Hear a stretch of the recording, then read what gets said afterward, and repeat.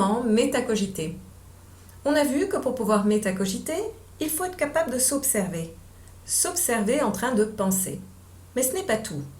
Pour bien métacogiter, il faut être capable de faire un certain nombre de choses et de les faire dans un certain ordre. Métacogiter, c'est donc un cheminement, un parcours, un processus mental. Et c'est ce que je te propose de découvrir maintenant. Que faut-il savoir faire pour métacogiter? Métacogiter, c'est savoir observer. Observer ce qui nous entoure, observer ce qu'on veut apprendre et s'observer nous-mêmes. Métacogiter, c'est être capable aussi d'être attentif. Nous allons voir ce qu'être attentif veut dire dans quelques instants. Métacogiter, c'est aussi savoir gérer ses émotions. Souviens-toi, nous avons vu dans le module 1 que le stress, l'angoisse, l'anxiété peuvent réduire les capacités de notre cerveau. Et c'est bien pour cela qu'il est si important de bien savoir gérer ses émotions. Métacogiter, c'est aussi savoir utiliser ses mémoires. Nous le verrons en détail dans le module 3. Métacogiter, c'est savoir raisonner, c'est-à-dire être capable de voir les liens logiques entre les choses et être capable de les lier entre elles pour aboutir à une solution ou un résultat nouveau. Et enfin, métacogiter, c'est savoir comprendre. Pour bien métacogiter, il faut donc faire appel à tous ces savoir-faire. On peut les combiner, mais il faut aussi les suivre dans un certain ordre. C'est ce que nous allons voir maintenant à travers les différentes étapes qui permettent de métacogiter efficacement. Alors, à la première étape de ce parcours, il faut être capable d'observer. D'observer en focalisant son attention, en la concentrant comme une loupe sur ce qu'on veut voir ou comprendre, et en faisant l'effort d'être attentif. Être attentif, c'est exclure de son esprit tout ce qui ne concerne pas ce qu'on a décidé de faire ou d'apprendre. Et on fait ça pour repérer des mots, des idées, des concepts. Mais on n'observe pas pour rien. Ces observations vont nous permettre de faire autre chose. Et c'est justement la deuxième étape de notre parcours, comprendre. Comprendre, d'une part, ce que je dois faire.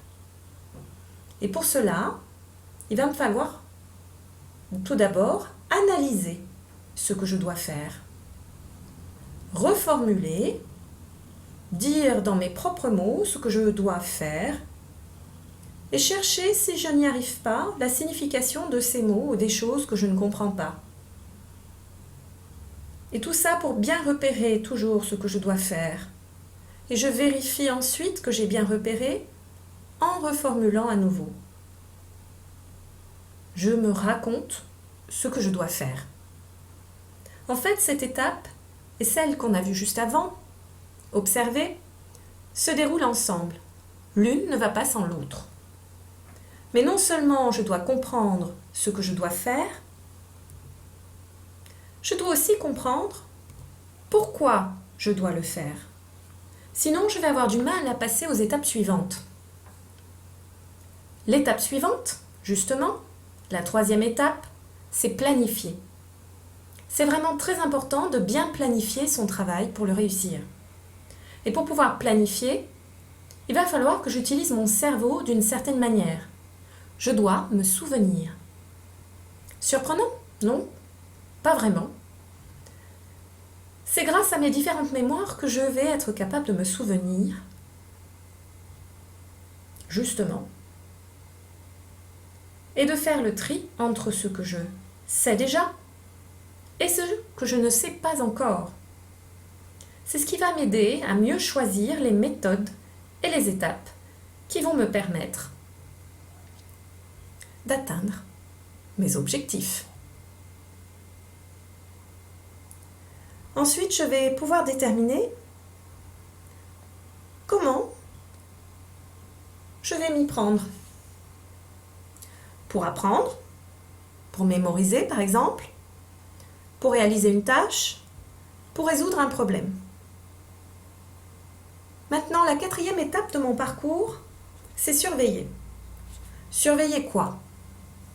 Eh bien, surveiller qu'à chaque étape de mon travail, je suis bien dans les délais, c'est-à-dire dans les temps, que je suis bien ce que j'ai prévu, que je respecte bien les différentes étapes que je me suis données. Et j'ajuste, je fais des modifications dans mon travail si je vois que c'est nécessaire. Enfin, la 5e étape de mon parcours, et la dernière, c'est évaluer. Évaluer que ce que j'ai fait correspond bien à ce que l'on m'a demandé de faire, ou alors à ce que je voulais faire, moi, au départ. Évaluer si ce que j'ai fait est bien fait. Et si je suis satisfait de mon travail, ou si je dois encore le modifier pour l'améliorer. Ce sont ces 5 étapes qui me permettent d'atteindre le sommet de ce parcours et qui vont me permettre de bien métacogiter pour réussir mes apprentissages, quels qu'ils soient.